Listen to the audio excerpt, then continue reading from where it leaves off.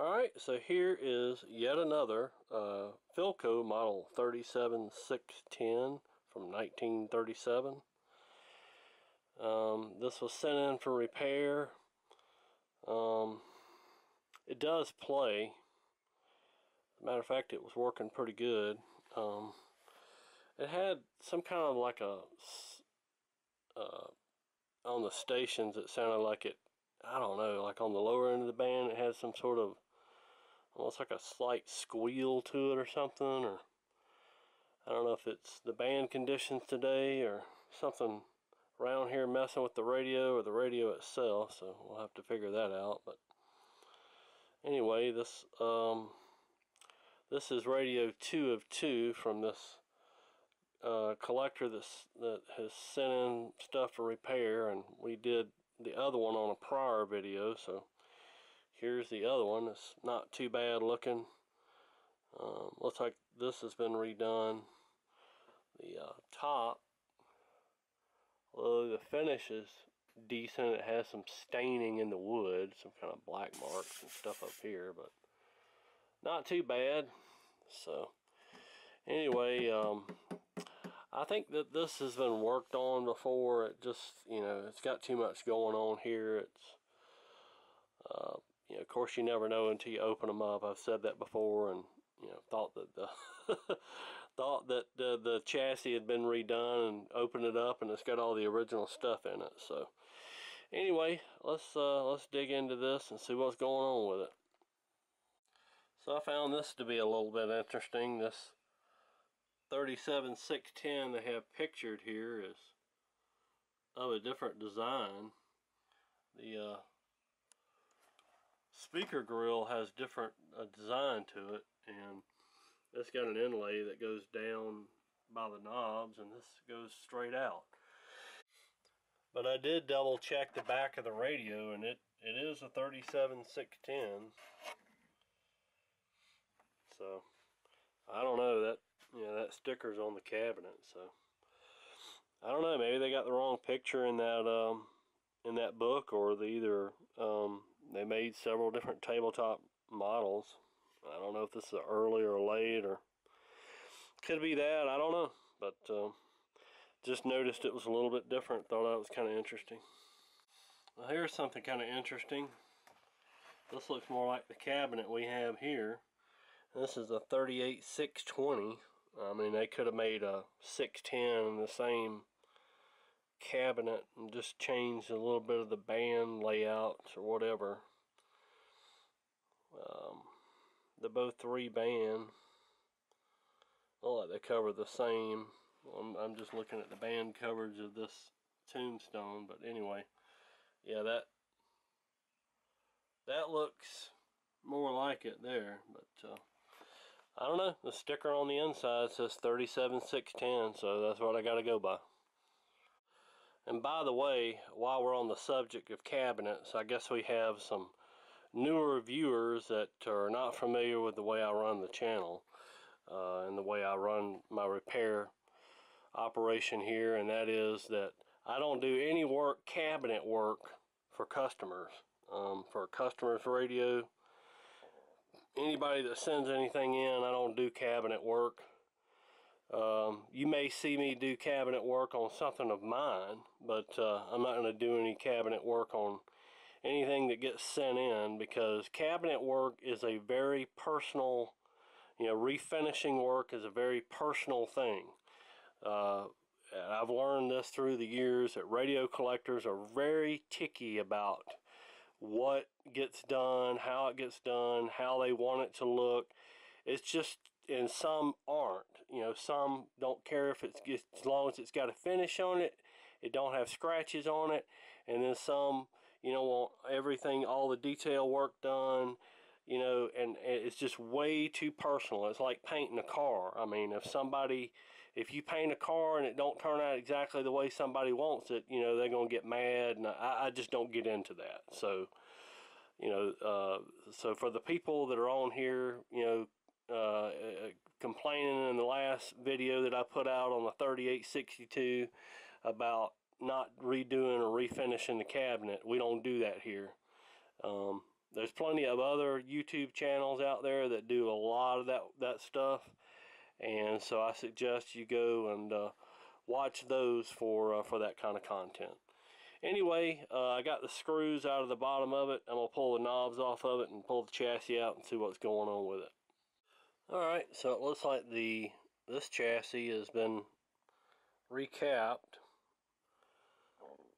and there is a power resistor down here that's in that little wrap there that's been replaced. It looks like a ceramic job, and so I'll have to check that and see if it's the correct value. But you know, really, all in all, I don't have too much of a problem with the way they did this. They did a pretty good job. They used heat shrink, and you know, the thing works. So the only thing I noticed was this wire here. I don't know, it had a piece of tape on it. I'm not sure where that went, if that had anything to do with the filters or what, because they replaced the filter here. And then there's a can that they put in here, and that's a really short little Mallory can right there. So, you know, I don't know. I mean, I think he included a big capacitor can here, so he probably wants that put in, and just put one of these in up under here as a functioning capacitor, and then he probably wants that can put in there as the way I would perceive it, but I'll have to get a hold of him to find out for sure.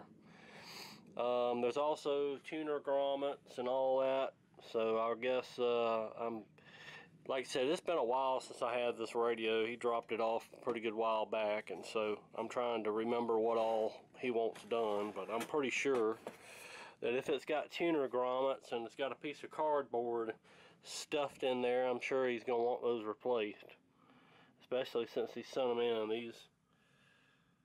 These are the normal dust and toast looking grommets on these multi section radios. You know, it's got separate tuner and all that on it. So we've done plenty of these in the past, and this is a typical thing you have to do on these. So anyway, I guess I'll get started on that stuff, and when I figure out what else we got to do, we'll get on that too.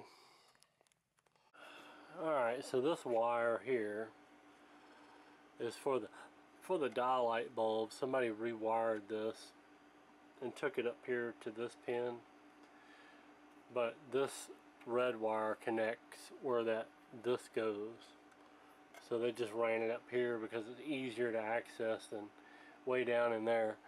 So what I think I'm going to do is just remove this wire, because this may cause confusion when someone goes in it and wonders why that's cut like that. Alright, so there's not too much that needs to be done to this thing. I do need to change these across the line caps, if you will. They're in this Bakelite block here. It's still took it loose, and it's still got the original tar back here and hasn't been into, so we'll put some safety caps in there and probably put a fuse in with the transformer. Just wanted to note that this capacitor has got a pretty big bulge on the bottom of it. I'm guessing it's probably blown up or heated up or something at some point, but we're about to get it out of there and just go ahead and get it changed.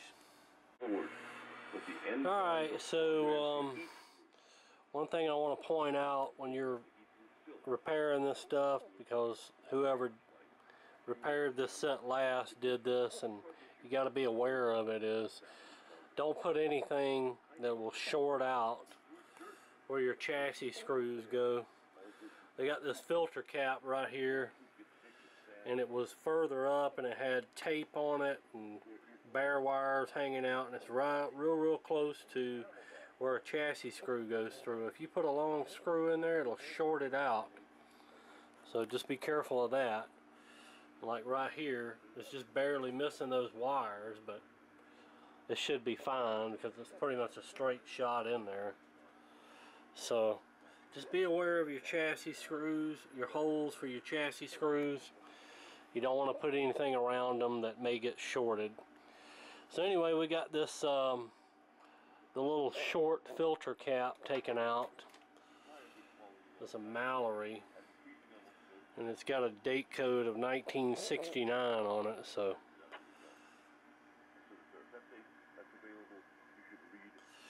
I think that one's probably about ready to go. I don't know, it worked fine. These are good capacitors, no doubt. I mean, they do last a long time, but I really don't want to chance this irreplaceable transformer on that, so it's got to go. Also, I got that filter condenser block restuffed with safety capacitors there, and I'm going to add a fuse in here too as well for extra protection. Okay, I need to replace this speaker wire, so I'm going to get started on that because it's fraying right here at where it comes out of the chassis. This is very common because this gets moved around and it gets rubbed against here. So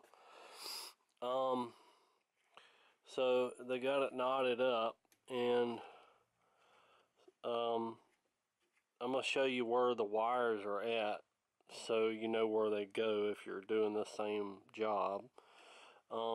This is, of course, Philco 37610. So you got this power resistor back here. You're going to have to take it loose to be able to kind of get access down in here, because there is one green wire. I guess it kind of looks green to me inside the set here.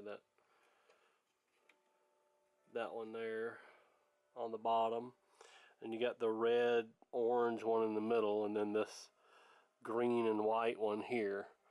Now the red one goes to this capacitor, which would probably, if it still has the original wiring, would be to that capacitor. But I went ahead, I did this heat shrink and didn't realize that that wire was going to have to be replaced, so I'm going to have to remove that heat shrink and redo all that. And then the green and white stripe one goes to this capacitor, which is, I think, a 12. I think the original value is 12. I put that on a terminal strip. I'm just going to desolder that and pull that out. And then behind this resistor here, I don't know if I can get a good shot of it or not, but that green wire, let's see if I can get a good shot of it or not. It goes to that pin right there where this capacitor solders down on here. So you have the key, and that would be 1, 2, 3 pins going clockwise from the key for the tube. Alright, and on your speaker, your solid green is going to go here. That's the one that goes to the tube pin. The red one goes to your filter cap, which on mine is like a 10 microfarad.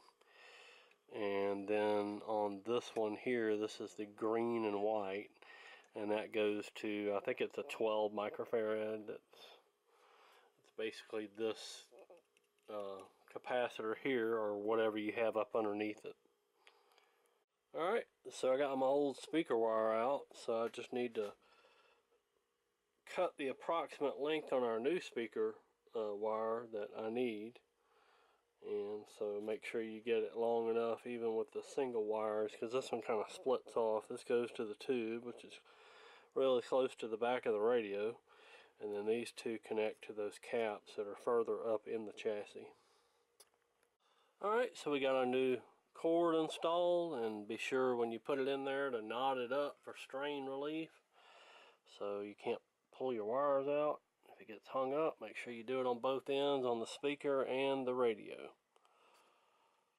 Alright, so the speaker's back in here, and make sure you put it in this wire box facing up so it doesn't get in the way of the chassis. And these speakers can be kind of tricky putting back in. You have to be careful, you know, they have studs sticking out. Make sure you just get them straight through the hole and slide it up on there. And then what I usually do, because this one's got star washers on it, but some of them can have flat washers, or even I've seen them with lock washers or whatever.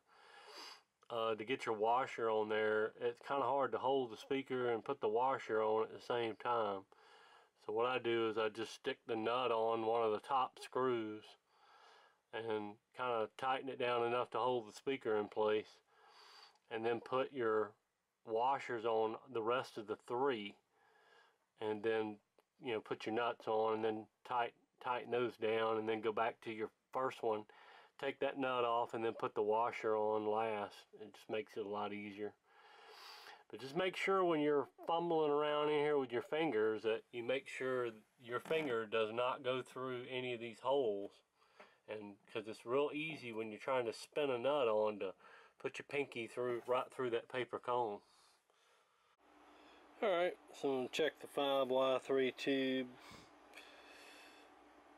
or excuse me, 5Y4 tube.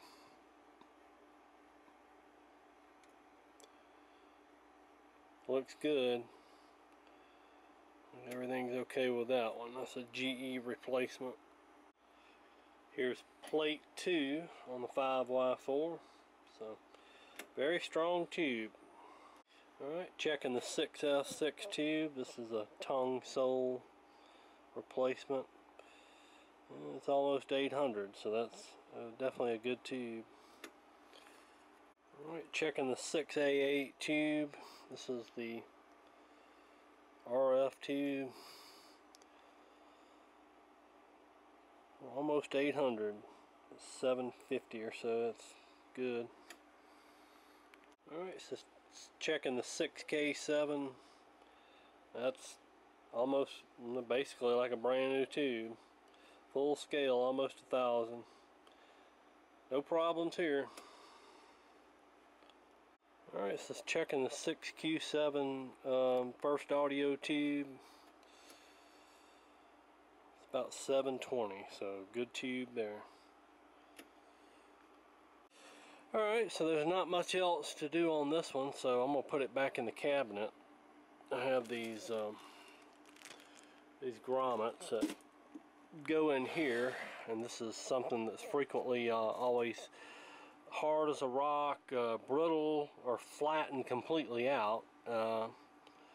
These little grommets go down in these recessed holes, and it kind of gives the chassis a little boost. So your knobs, your tuning shaft and control knobs are not, you know, sunk down. So these little grommets here are a nice part of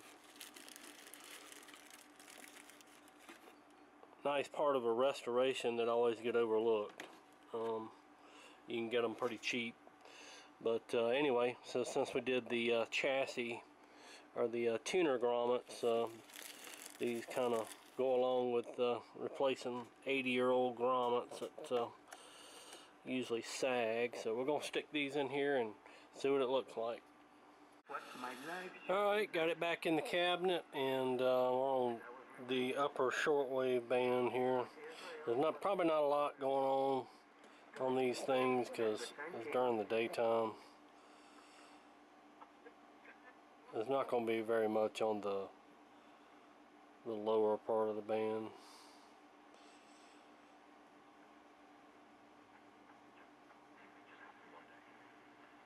So what's essentially the learning here is that you hear it's about your walk with God now.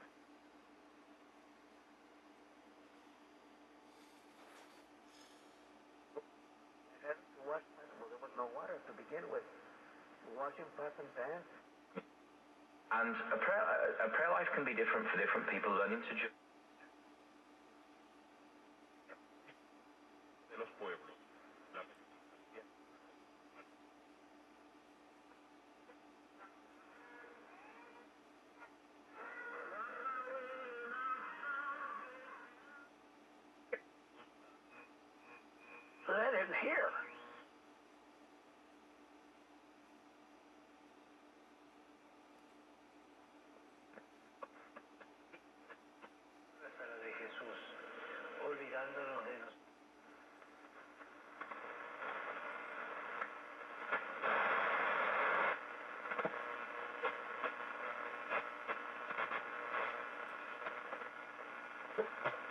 sistematizado. Entonces lo que proponemos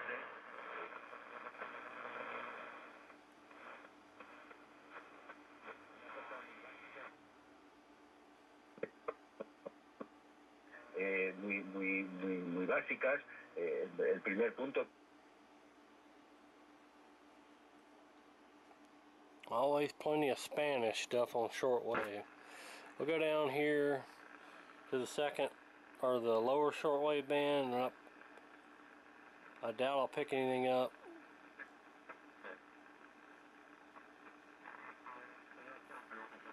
Sounds like some people on sideband on 40 meters.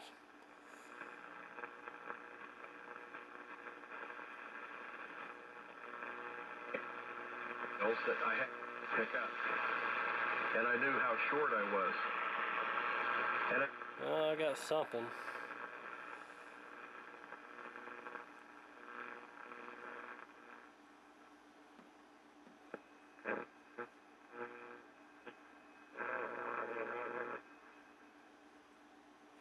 Not much on there. Back down to the regular broadcast band.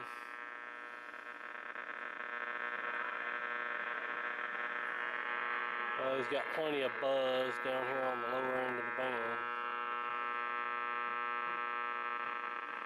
What were you and the captain talking about, Bill? The island, friend. Lograron poder Listening to us on the internet from Grand Rapids, Michigan. Bradley, you're on the air. Welcome to the program.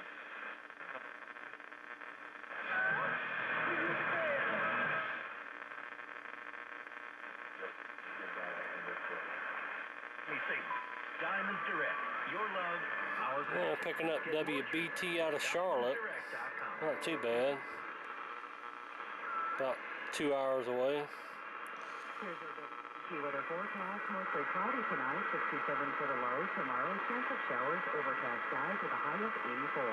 Right now it's 85 in Rock Hill, 83 in Gastonia, 84 in Uptown. I'm Anna Erickson, WBT News. Well, WBT out of Charlotte. It's about 120 miles away. Legitimate, real campaign. I mean, how do you run a campaign with all of those legal issues hanging? I guess it's time for a report. We found an island. Christian Station, about a mile up the road.